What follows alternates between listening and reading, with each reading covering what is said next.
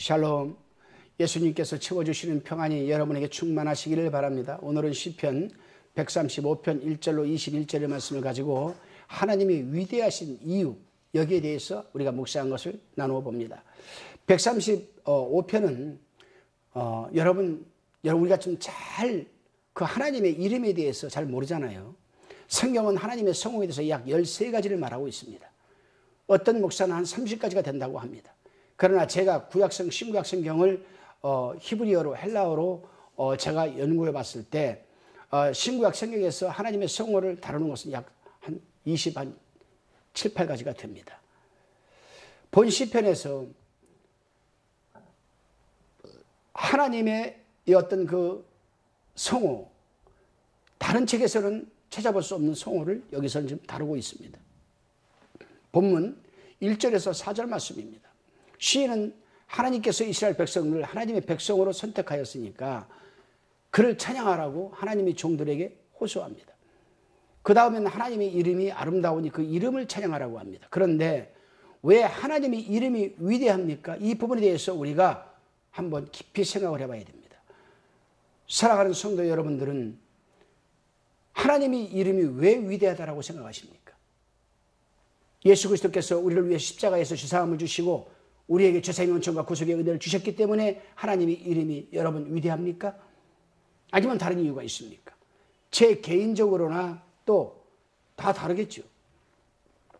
그러나 오늘 본문에서 이 저자는 하나님의 이름이 위대한 이유는 그 하나님의 이름이 갖고 있는 선하심 때문이라고 말하고 있습니다. 선하심. 과연 하나님이 선하실까? 아유, 무서운 하나님인데. 아유, 하나님이 증거할 때는 겁이 나요. 피할 길이 없어요. 그런데요. 다른 건 몰라도 하나님이 세상을 이처럼 사랑하사 독생자를 주셨으니 이는 저를 믿는 자마다 영생을 얻게 하려 하심이라고 요한복음 3장 여러분 말하고 있는 이 부분을 생각해 본다면 하나님이 얼마나 선하신 하나님인가를 우리는 여실히 깨달을 수 있습니다. 그렇습니다, 여러분. 우리 하나님이 사랑하심과 선하심은 그저 아버지라고 이름만 불러도 눈물이 흐를 정도입니다. 저도요, 힘들 때가 있죠. 그때 강대상에 앉아서 아버지 그러면 눈물이 쭉 흘러요. 아버지 그러면 눈물이 흘러요. 너무 힘들어요. 하나님 그러면 눈물이 흘러요. 그리고 그 하나님의 이름이 얼마나 위대한지는 그 이름을 사역해 본 사람은 알 겁니다. 저 같은 경우에는 말씀 사역과 치유 사역을 병행하고 있는데 제가 치유 사역의 현장에서 예수 그리스도의 이름 이 얼마나 위대한 것인지 저는 사역을 할 때마다 체험하고 있습니다. 예수 그리스도 이 이름이 얼마나 위대합니까, 여러분? 이 이름이 왜 위대한지는 헤아려 셀 수가 없을 너무나 많죠. 무엇보다도 죄로 인해 멸망받을 수밖에 없는 우리를 십자가 위에서 죄사함의 은총과 구속의 은혜를 베풀어 주셨기 때문에 위대한 그것이 여러분 바로 선위대입니다. 그러나 현재 진행력인 중위대함과 후위대함은 여러분 상상을 초월합니다. 본문 5절에서 7절 말씀입니다. 시인은 자연을 통치하시는 하나님의 위대하심을 찬양하고 있습니다. 여호와께서 무릇 기뻐하신 일을 천지와 바다와 모든 깊은 데서 행하셨다라고 6절에서 말하고 있죠. 여러분 잘 들어보십시오. 비를 내리시고 번개가 일게 하시며 바람이 불게 하시면 다 하나님께서 섭리로 일어나는 겁니다. 소위 자연법칙이라고 하는 것은 다 하나님의 법칙으로서 하나님의 뜻과 능력을 표시하는 것이라고 유대인들은 믿고 있습니다. 히브리 사람들은. 그렇습니다. 적정한 때에 따라 천둥 번개를 일게 하시고 비를 내리시는 하나님. 우리는 때에 따라 비를 한 달만 내리지 않아도 인간은 많은 어려움과 고통을 겪게 됩니다. 비가 인간에게 주는 유익함은 말할 것도 없습니다. 특히 번개는 순식간에 광학작용을 통하여서 식물이 이용할 수 없는 질소와 가스를 유익하게 변화시켜주고 클로로필 A를 만들어줍니다. 잘 들어보세요. 산짐승들이 뭐 먹고 삽니까? 풀을 먹고 살잖아요. 채소를 먹고 살잖아요. 근데 독성이 있어요, 없어요? 독성이 많아요. 그런데요, 순식간에 하나님은 번개를 치게 해서 그 광학작용을 통하여서 여러분이 클로로필 B를 클로로필 A로 변환시켜주면서 독성을 없애주니까 동물들이 마음 놓고 먹고 있습니다. 그러니까 천둥 번개 치면 이 동물들은 쥐죽은 듯이 가만히 있습니다. 그러면서 하나님이 우리에게 또 먹잇감을 만들어 주시는구나. 인간들이 깨닫습니까? 못 깨달아요. 그래요. 천둥번개는 동물들이 먹을 수 없는, 이용할 수도 없는 가스와 질소를 화합물로 변화시켜 주는데, 여기서 질소와 화합물은 동물들에게 필수적인 단백질을 공급하는 식물 그런 조직입니다.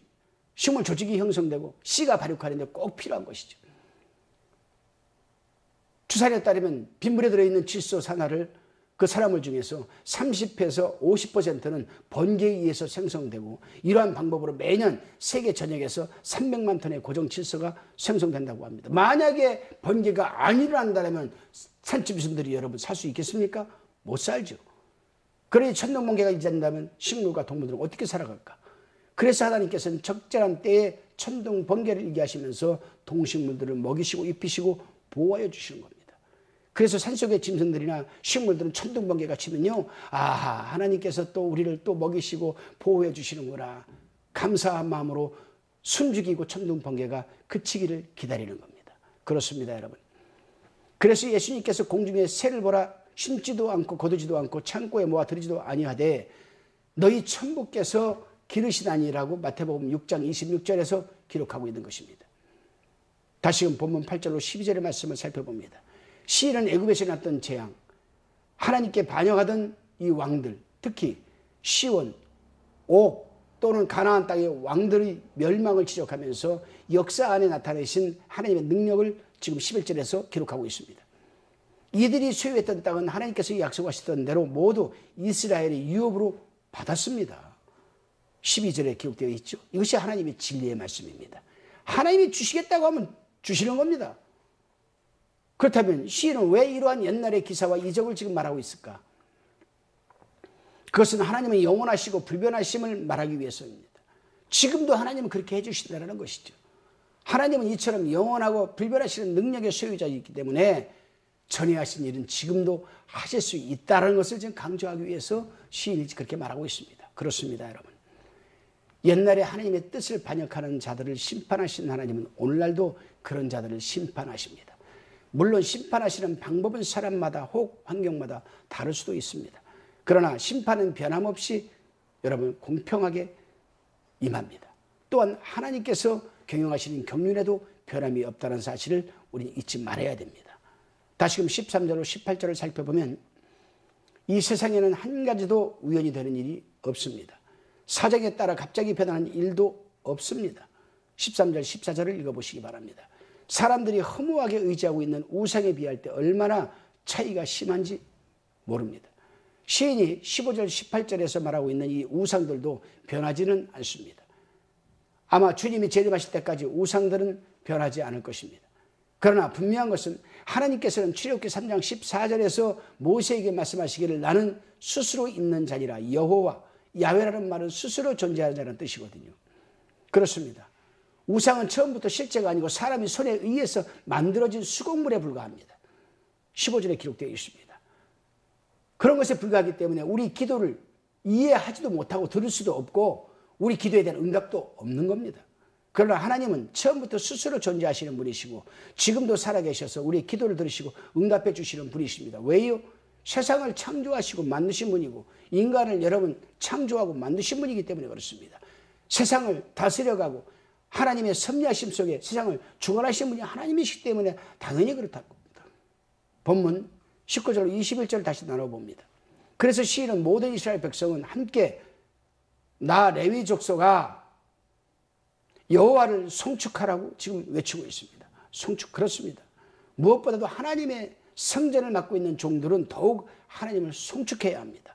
왜냐하면 하나님께서는 예배 중심인 예루살렘 즉 성전에서 찬송을 받기 원하시기 때문에 그렇습니다.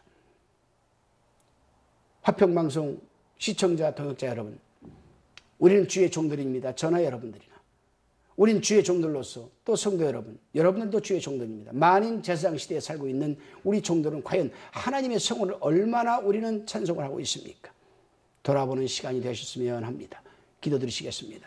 살아계신 주님, 상천하지와 온 우주 만물과 그 가운데 거하는 인간과 동식물들을 다스리고 계시는 하나님을 찬양합니다. 하나님의 생각은 당신의 백성들이 영혼이 잘되고 범사가 잘되고 강건하기를 원하는 것이오니 우리들에게는 오직 순종뿐임을 깨닫게 하옵소서. 감사드리옵고 예수님의 이름으로 기도드리옵나이다. 아멘.